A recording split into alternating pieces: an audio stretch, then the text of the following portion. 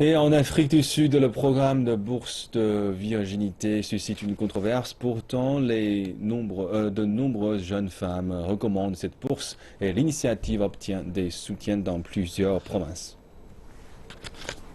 La municipalité du district de Utukela, dans la province de KwaZulu-Natal, est la cible des critiques car elle offre des bourses scolaires aux jeunes filles capables de prouver qu'elles sont encore vierges.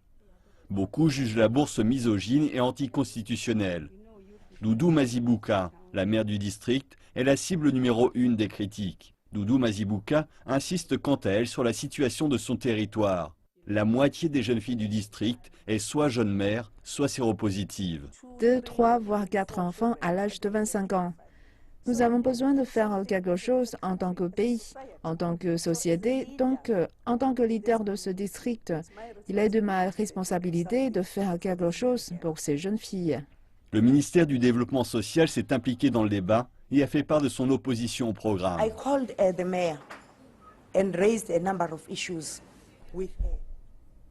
J'ai appelé la mère et soulevé plusieurs questions avec elle et elle dit que la population soutient le programme.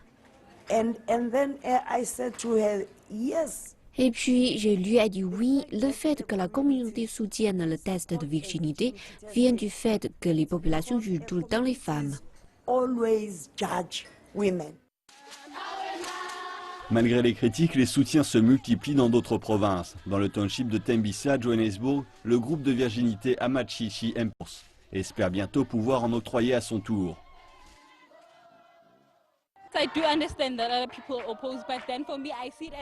Je comprends que les gens s'y opposent, mais pour moi, c'est une source de motivation, car si une jeune fille voit qu'il existe des bourses pour des gens comme elle, elle va se protéger jusqu'à la fin de ses études. C'est donc très motivant.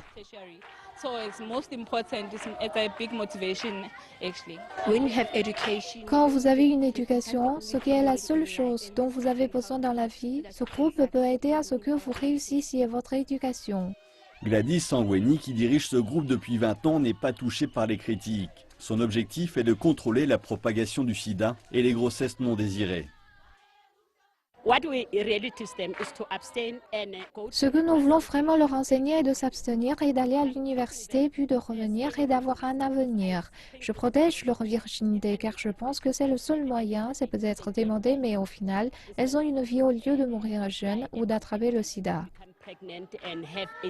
La communauté considère ce groupe comme un moyen de protéger les jeunes filles et de faire revivre un élément de la culture zoulou. La plupart d'entre nous aiment ce groupe car il éloigne les enfants des rues et il rend les jeunes filles fières d'elles-mêmes et de leur corps.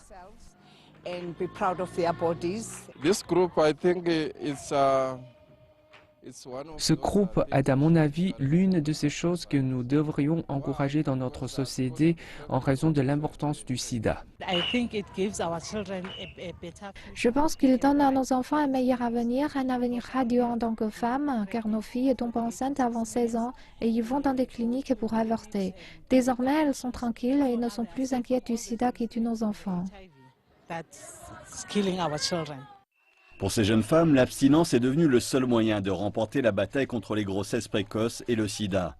Et malgré la controverse, c'est le seul moyen qu'elles ont trouvé pour obtenir une éducation.